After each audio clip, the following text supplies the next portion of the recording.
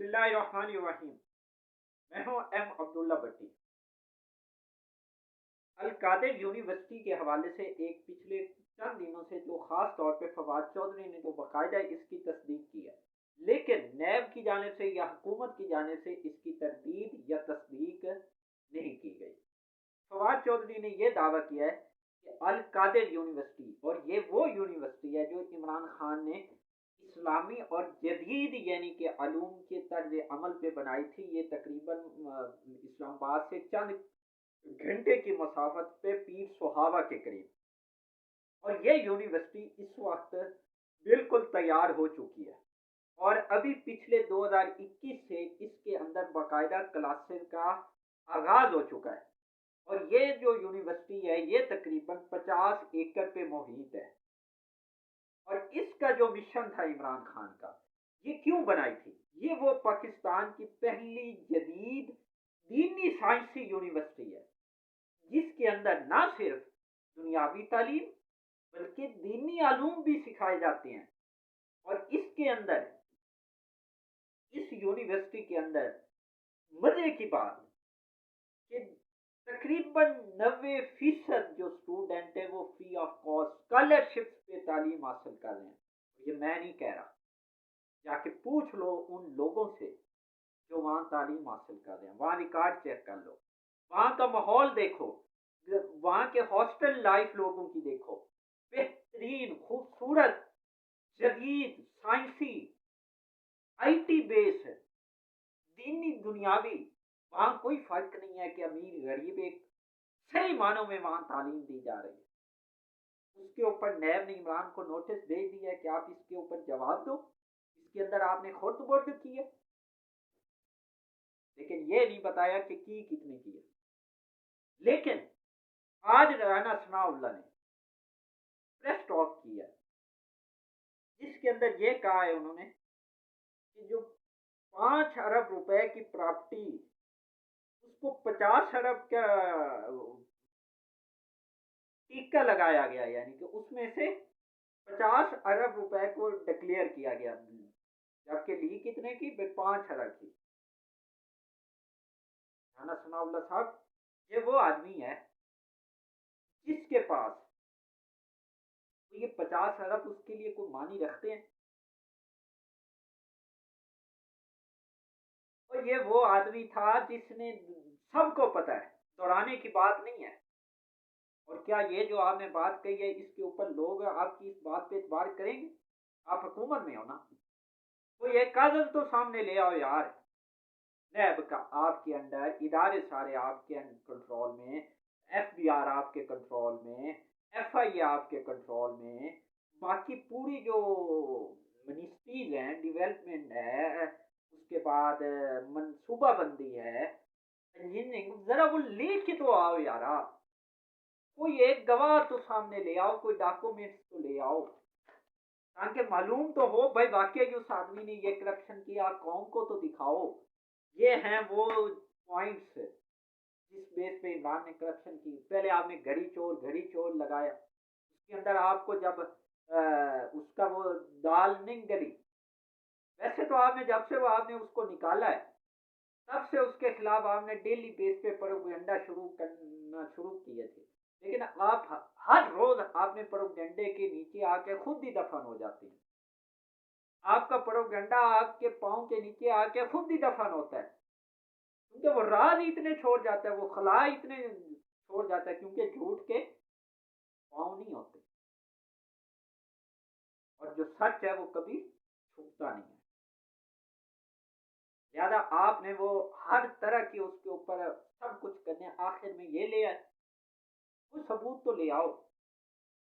लेकिन एक बात याद रखो, दूसरी जाने वो भी तो लोग हैं नैब वालों। ये इशाक डार के बारे में नैब का क्या ख्याल है? नैब वालों ने अगर उधर नोटिस भेजा, इशाक डार वापस आ नहीं गया। ये $5 मिलियन कितने बनते हैं?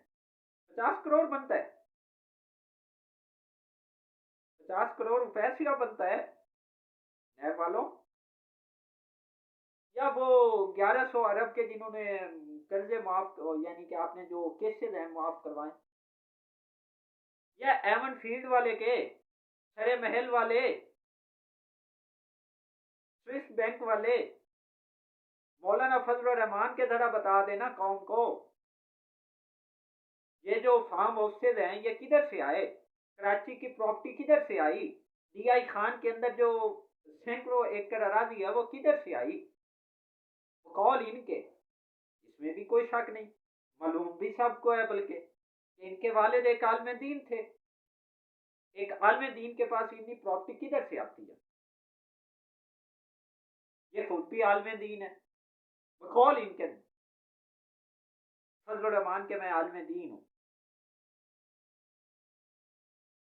इन्होंने अभी तक कोई, अब बता दें अगर कोई ये जॉब शॉप करते हैं, कोई बड़े ओहदे पे रहे हूँ, कोई कारोबार इन्होंने इनके कोई दादा या वाले साहब ने किया हो, जरा बता दें कौम को, अगर किया है तो बता दें, इसमें कुछ शक नहीं है, कोई दो राय नहीं, बता दें क्या है, बता दें क्या है, कुछ नहीं होगा, सच ही बोलना है ना, सच बता दें अगर किया है तो, कोई दो राय नहीं, कारोबार करना कौन सी बात है, बल्कि सुन्नत है, बता दें कौम को क्या किया, मौलाना फजल रहमान कौम को बता दे कि मैंने ये कारोबार किया, इससे मैंने ये, भले वो एक प्रॉपर्टी का काम किया हो, कोई भी किया हो, बता देना कि उसके बाद मैंने ये चीज़ें खरीदी, इतनी दुकानें खरीदी कराची के अंदर, ये इधर खरीदा, इस्लामाबाद के फार्म हाउस से खरीदे, इधर आदमी एक दुकान किराए पे नहीं ले सकता, वहाँ फार्म हाउस से दूँ, और फार्म हाउस से का आपको पता है वो कोई 2 4 मरले 10 मरले पे नहीं होता, कैनालों में होता है, और इस्लामाबाद के अंदर कैनालों में जगह, खुद सोच लो, खुद सोच लो पाकिस्तानियों, दूसरी जाने आप उस आदमी पे इल्जाम लगा रहे हो, जाके देखो, तो यार आप भी बना देते इस तरह की कोई यूनिवर्सिटी, आप भी तो इतना इक़्तिदार रहा, नवाज शरीफ 3 दफा रहा, पंजाब के अंदर ये छोटे मियाँ रहे, उधर जरदारी है, सिंध के अंदर कोई इस टाइप की यूनिवर्सिटी बना के दिखा देते, वो भुट्टो के नाम पे ही बना देते, वो भुट्टो के नाम पे ही बना देते जरदारी साहब, तो जिंदा रखते चलो भुट्टो को, कोई इस टाइप की बीबी शहीद के नाम पे बना देते, मौलाना साहब आप ही बना देते, आपने वालिद आपके तो बल्कि वालिद साहब थे ही दीनदार आदमी, कोई दीनी यूनिवर्सिटी बना देते, कोई दीनी दरसगाह बड़ी बना देते, जिधर अब यानी के लोग दीनी तालीम हासिल करते, आलिम बनते, कोई ऐसा, दीन के अंदर क्या है, दीन क्या कहता है, तहकीक, रिसर्च, कोई लिहाजा जो साइंसी अलूम है उस बेस को रिलेट करके आप बल्कि पहल करते, मौलाना फजल रहमान साहब आप ऐसी यूनिवर्सिटी बनाते, भले सरकारी खर्च पे बनवाते, बनवाते तो सही, बात तो करते, कोई बात की आपने कभी अवाम के फलाई मंसूबे बड़े की, मौलाना फजल रहमान कोई एक मुझे बता दें जिसमें आपने ये कहा कि अवाम की फलाह के लिए ये मंसूबा होना चाहिए, या ये काम आप करो अवाम की फलाह के लिए, या ख्वातीन के हकूक के लिए ये काम करो, या जो ट्रांसजेंडर है उनके लिए ये काम करो, क्योंकि वो भी हमारे मुआशरे का हिस्सा है, लेकिन आपने सिर्फ अपनी जातियात और अपनी जो है ना पेट उसकी जानेब आपकी नजर रही है, अवाम की तो फिक्र ही नहीं है, अवाम की फिक्र होती तो ये ना सब कुछ करते, और फिर ऊपर से झूठ बड़ी ढिठाई के साथ बोलते हो कि हमने ये अगर इमरान ना जाता तो ये का हो जाता वो हो जाता, और फिर फरमाते हैं कैफेटियर, सुबहान अल्लाह दिया गाजरा, वो हमारी वजह से हम वहाँ वाइल्ड लिस्ट में हुए हैं, आपने किया क्या था, ये किया था ना कि जब कानून साजी हो रही थी तो वॉकआउट किया था, अब आपको गुमराह किया था, ये हो जाएगा वो हो जाएगा, आपने कोई एक कानून साजी की थी,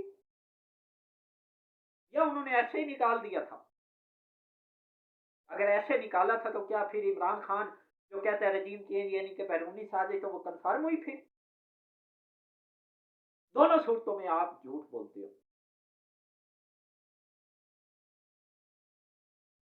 दूसरी जाने एक और माशाल्लाह, एक और माशाल्लाह जो है ना करिंदा, सरगना, वो भी माशाल्लाह आबे जमजम से आप ढोल के पाक साफ हाजी प्रेजी नमाजी दीनदार, पता नहीं कोई बहुत ज्यादा ही ना, यानी कि वो कोई वली बन के खैर से निकलने वाला, ये भी बता दूं आपको।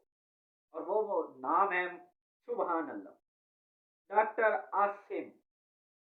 नाम तो सुना होगा ना, नाम तो सुना होगा ना, तो क्या बदनाम होंगे तो क्या नाम ना होगा, ये तो जुमला आपने सुना होगा ना। लिहाजा आपने फिर डॉक्टर आसिम का नाम भी सुना होगा। कराची वाले, हॉस्पिटल वाले, जिनकी बड़ी तबीयत नासाज रहती थी, हॉस्पिटल के चक्कर लगते थे, फिर हॉस्पिटल के वीआईपी बेडरूम्स, उनके लिए वहां अयाशी के पूरा माहौल क्रिएट किया जाता था। लेकिन जब अदालत आते थे तो हाथ में गंडासा, यानी कि कोई उनसे बहुत बड़ा। उन्होंने अब इंसदाद दहशत गर्दी की अदालत में ना एप्लीकेशन दायर कर दिया है कि मेरे ऊपर जो मुकदमा बनाया गया उसको खत्म किया जाए, मुझे बरी किया जाए। जिस पर माशाल्लाह हुकूमत है ना, उन्होंने कहा है, जिस पर अदालत ने फ्री कैन और सरकारी वकील को 24 दिसंबर को तलब कर लिया दलाइल के लिए। अब कराची है, समझ जाए, कराची है और समझ जाए बस। आसिम ने यह मौक़िफ़ अपनाया है कि मेरे खिलाफ बेबुनियाद मुकदमा दर्ज किया गया। माशाल्लाह, ये हाजी साहब है, प्रेजी नमाजी दीनदार आदमी, मासूम आदमी थे, शरीफ आदमी थे, उसके ऊपर आपने मुकदमा, और भाई जिस बंदे को कुछ पता नहीं उस पर आपने मुकदमा बना दिया। वैसे ये भी ना बेवकूफ़ लोग हैं। उन्होंने कहा 7 साल में एक गवाह भी मेरे खिलाफ बयान किया, किसकी जरूरत होती कराची में आपके खिलाफ गवाह ही देता, वो देता ना जिसके बीवी बच्चे माँ बहन कोई ना होता, आगे पीछे कोई ना होता ना, वो गवाही देता। और वो ऐसा कोई है नहीं कराची के अंदर, सारे मियाँ बीवी, बीवी बेटी बच्ची माँ बहनों वाले हैं, के अलावा तो कोई है नहीं। लिहाजा किसकी जरूरत होती है आपके खिलाफ गवाही देने की। उन्होंने कहा कि 2015 के अंदर इनके खिलाफ जो मुकदमा दर्ज किया गया था, ये मैं बता दूं, वो दहशत गर्दों की जो इलाज है उनका, उसकी मुआवनत के हवाले से मुकदमा दर्ज किया गया था। और ये मुकदमा दर्ज रेंजर की मुद्दत में हुआ था, जिसमें ये सिर्फ एक शाकार नहीं थे, इसके अंदर अनीस कायम खानी, जो आजकल मुस्तफ़ा भाई के साथ शाना बशाना, वसीम अख्तर सबका मेयर कराची, रऊफ सदीकी, कादिर पटेल वजीर सेहत, जिसको सेहत की डेफिनेशन नहीं आती। पीटीआई के दौर में वजीर सेहत कौन था? डॉक्टर फैसल सुल्तान, दुनिया रिकॉग्नाइज करती थी। शौकत खानम का हेड था, पता चलता था कोई डॉक्टर है, जिसको पता था कि वाकई ये दवाई मेडिसिन पता होता था, ये किस कंपनी ओरिजिनल है, ये वो। कादिर पटेल को क्या पता ये जो दवाई पड़ी है ये कंपनी ओरिजिनल है, गलत है, ठीक है, जाली है, ठीक है, क्या पता है।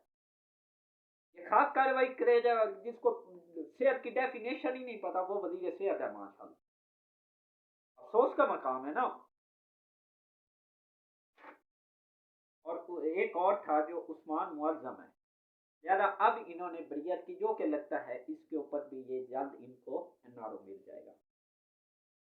अगली जो एक और पॉइंट है, और वो ये है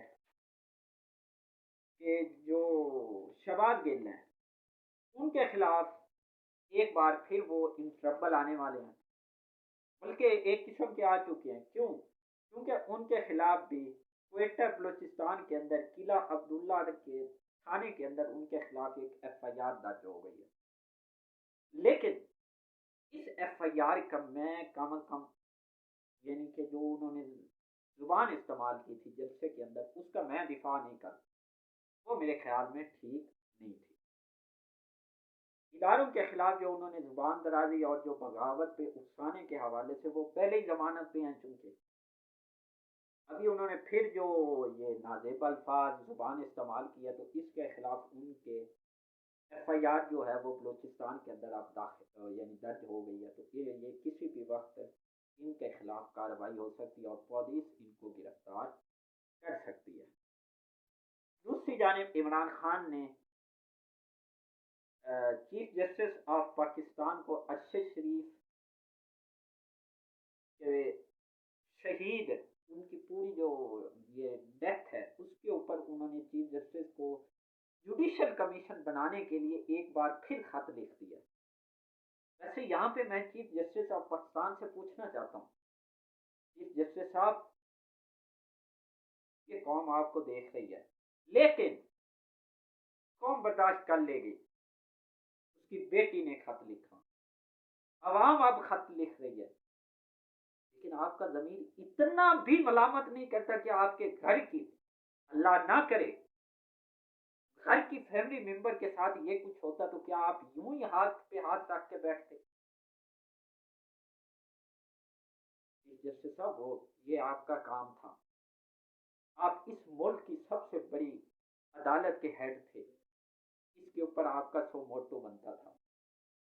आप खुद जाते अरशद शरीफ की उस बुजुर्ग माँ के पास, उसको कहते अम्मा जी, ये मेरा भाई था, ये मेरा बेटा था, ये कौम का बेटा था, ये वतन का बेटा था, ये उसके ऊपर शहीद हुआ, इसका केस मैं खुद लड़ूंगा। और यकीन दिला के आते कि मैं इसका इंसाफ मैं खुद आपके पास लेके आऊंगा। लेकिन अनफॉर्चुनेटली उसकी मासूम बेटी, आज उसको 40 दिन हो चुके हैं, 40वां हो गया, उसकी कब्र पे आज भी लोगों का तांता बना हुआ था। आज भी उसकी माए, बेटी, बीवियां इंसाफ की राह देख रही हैं। जैसे साहब, अफसोस, अभी तक आपका जमीन नहीं जागा। आप फिर इसको कौन कहते हो कि ये इंसाफ का तराजू है? इंसाफ तो कर सकते हो, एक कोई उसके ऊपर गैर जानिबदारी स्टाइल तो अपना सकते हो। वो क्या कह रही हैं, जुडिशल कमीशन का ही तो कह रही हैं, इंक्वायरी का ही तो कह रही हैं। वो आपसे कुछ नहीं मांग रही, उनके घर का वाहिद सहारा छीन गया। लेकिन वो बूढ़ी माए और बेटी, मासूम बेटी ने खत लिखा, चीफ जस्टिस साहब, आपका दिल नहीं कांपा? एक मासूम बच्ची बेचारी आपने वालिद के लिए ये कह रही है कि मेरे बाप को इंसाफ दे दो। उसके बावजूद क्या आपने उस बच्ची को दिलासा ही दे देते, दिलासा ही दे देते कि बेटी आपके बाप को मैं इंसाफ दूं। उसके घर जाके उस मासूम बच्ची के साथ सर पे दस्ते शफकत रखते, उसको दिलासा देते, उसको भी कुछ आसरा तो कामन का मिलता कि कोई चीफ जस्टिस साहब अब आए हैं कि कुछ तो मुझे मतलब इंसाफ की उसको कुछ तो दिलासा मिलता। लेकिन एक बात याद रखना चीफ जस्टिस साहब, ये दुनिया है आरजी, जिस जो भी आया उसने एक ना एक दिन चले जाना है। और जिंदगी और मौत, रिज्क, इज्जत, जिल्लत, ये अल्लाह के हाथ में है। लेकिन इसके बाद जो अगला जान है, वहां इंसाफ जरूर होगा, वहां इंसाफ जरूर होगा।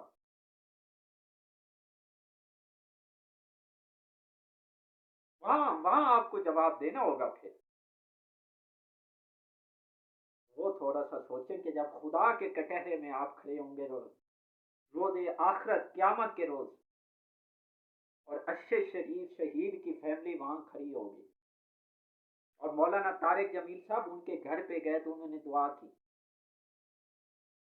और उन्होंने उनकी वालदा से कहा कि आप अपना फैसला, उन्होंने जब कहा कि अल्लाह के सुपुर्द करते हैं, तो उन्होंने कहा कि अपना वकील नबी पाक सल्लल्लाहु अलैहि वसल्लम को करना क़यामत के रोज। जैसे साहब, ये जुमला बस गौर से सुन लो, जिसके वकील नबी पाक सल्लल्लाहु अलैहि वसल्लम बन गए अगर क़यामत के रोज अरशद शरीफ शहीद की फैमिली के, क्या होगा? दुनिया आर्जी है, खत्म हो जानी है।